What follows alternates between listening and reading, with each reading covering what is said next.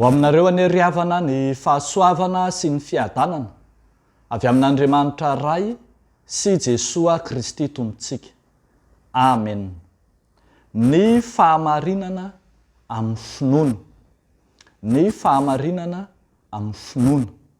Izany indray ry havana no asongadiny nofinainantsika anio atao amin'ny Romanina 4 ny andininy 7:20 hatramin'ny andininy 2:20. Andeha hovakintsika amin'ny anaran'ny Tompo manao hoe: fa tsy lalàna fa fahamarinana amin'ny finoana no nahazon'Andriamanitra sy ny taranany ny teny fikasana ho mpandova izao tontolo izao izy. Fa raha izay amin'ny lalàna no mpandova dia efa foana ny finoana ary efa tsinotsinona ny teny fikasana. Fa ny lalàna mahatonga fahatezerana, fa raha tsy misy lalàna dia tsy misy fandikan-dalàna. Koa finoana no andovana mba ho araka ny fahasoavana hahatoa ny teny fikasana ho an'ny taranaka rehetra, tsy ho an'izay amin'ny lalàna ihany fa ho an'izay amin'ny finoany Abrahama koa dia ilay razantsika rehetra araka ny voasoratra hoe: nataoko ho rain'ny firenena maro ianao.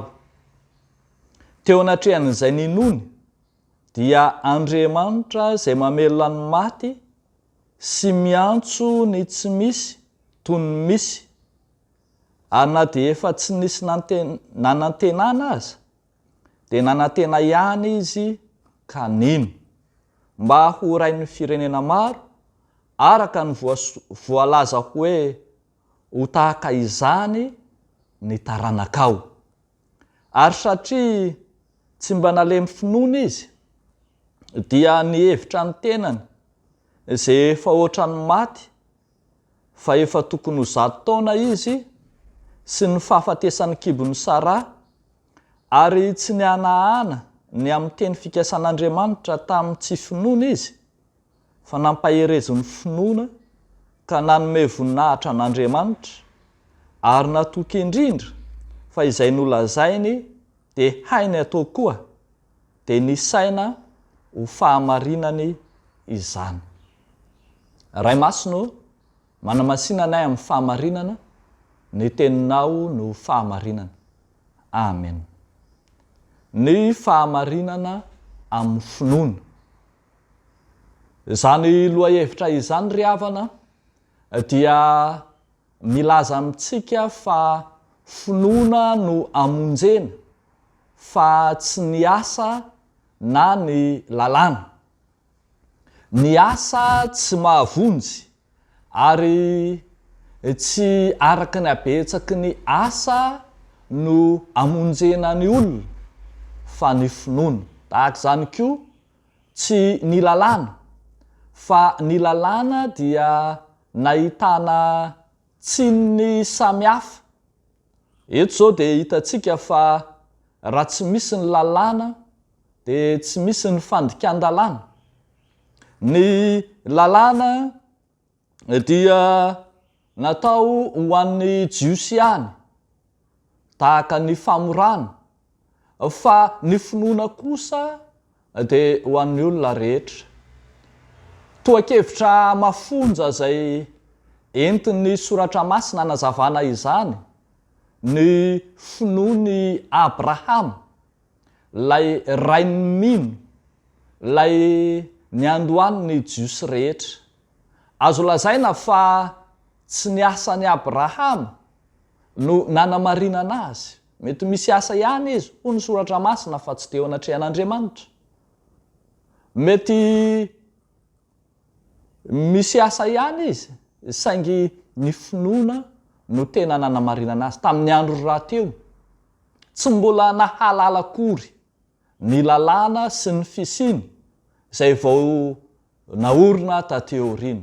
Araka izany dia mipetraka tahaka ny teo amin'ny toeran'ny jentilisa ihany Abrahama, fa saingy noho ny haben'ny finoany dia nifidy azy Andriamanitra ho rain'ny firenena maro, ho rain'ny mino. eny lehibe ny finoany izay nitenenan'Andriamanitra taminy fa hananjanaka izy na dia efa antitra aza ary momba ny vadiny isara vadiny. Lehibe ny fanantenana fa ny lalàna kosa misy fetrany, misy tsinony, mety ho tonga amin'ny tsy fanantenana ihany.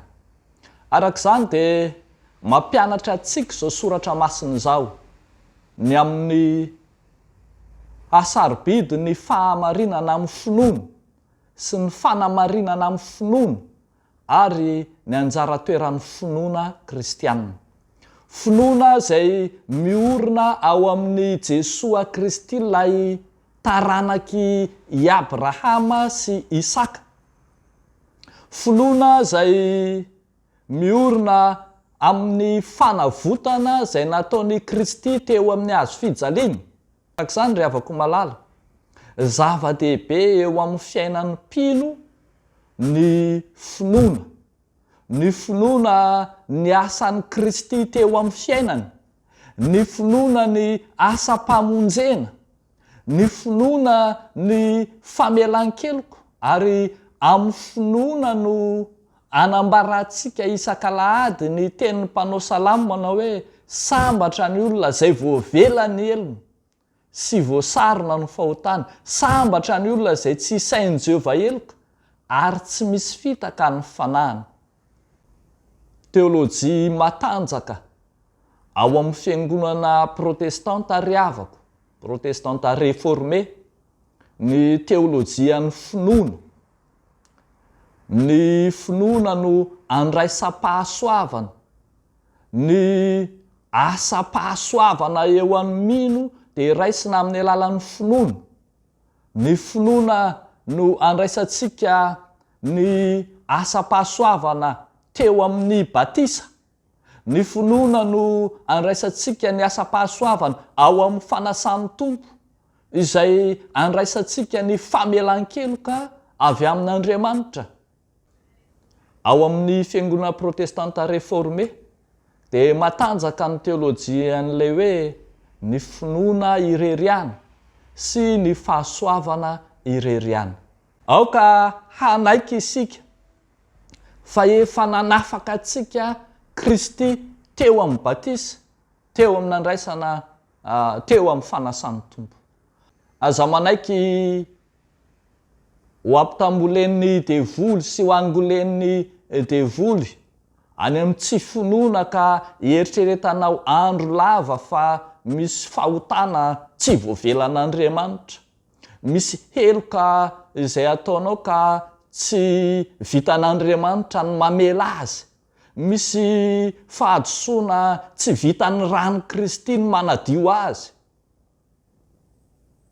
Fahadosoana ambony ny fahadosoana rehetra zany, fa meteza andray amin'ny finoana ny fanadiovana tanteraka izay nataon'i Kristy. Zany no asan'ny fanamarinana amin'ny finoana. Dia ho an'Andriamanitra irerian'ny voninahitra. Amen. Ivavaka isika. Tompo, misaotra anao izahay noho ny asam-pahasoavana izay nitanterahanao, natolotrao maimaim-poana tamin'ny fitiavana teo amin'ny hazo fijaliana ho an'ny olona rehetra na jios sy na jentilisa, ary nanana anjara tamin'izany izahay. Ekenay Tompo fa tsy misy lalam-pamonjena hafa azahoanay ny fiainana mandrakizay afa-tsy ny finoana anao irery ihany. Tsy amin'ny alalan'ny asa, tsy amin'ny alalan'ny lalàna, fa amin'ny finoana anao ka dia mino izahay fa ianao ny Tompo sy mpamonjy ny fiainanay. Ankehitriny Andriamanitra, da io manokana ireo mpitory filazantsara rehetra, ireo sahirana amin'ny fivelomana, ireo mpitory filazantsara izay miasa fatratra kanefa tsy ampy fiahiana ara-pivelomana, hijery azy manokana ianao, aniraka ny goaiky anao Andriamanitra, hitsinjosia azy ireny. Dia misaotra Tompo fa efa niaino anay ianao. Amin'ny anaran'i Jesosy Tompo. Amen.